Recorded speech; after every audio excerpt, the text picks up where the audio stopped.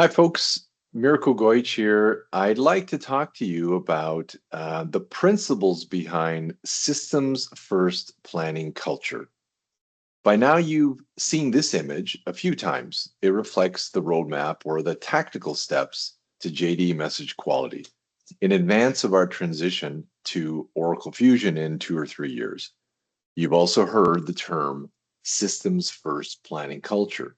But today, I want to talk a bit about how they intersect, because the systems first planning culture is, in fact, the principles by which we will deliver quality messages and make all our work more effective and more efficient.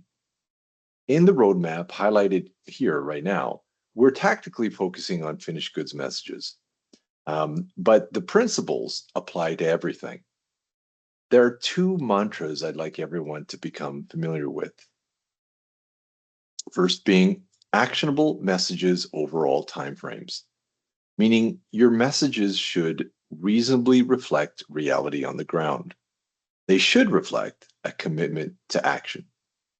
The second being no unanswered messages within the execution window.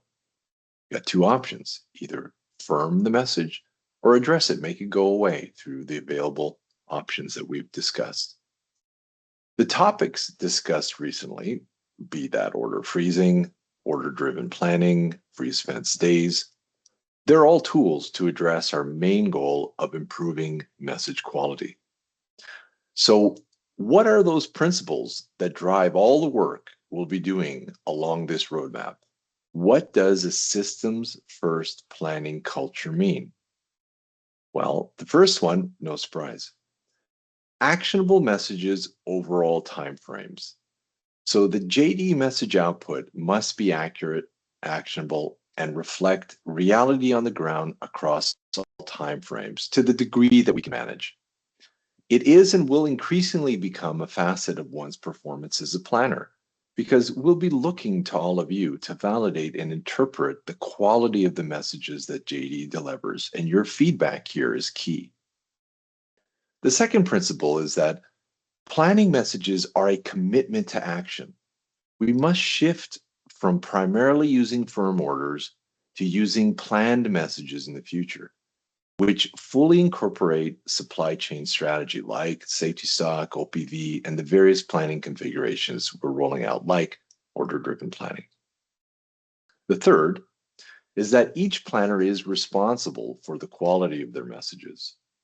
So if you're not going to action a message, address it through the available options: order freezing, freeze fence, stays, edits to the CNV planning parameters. All messages should be answered within the agreed execution window.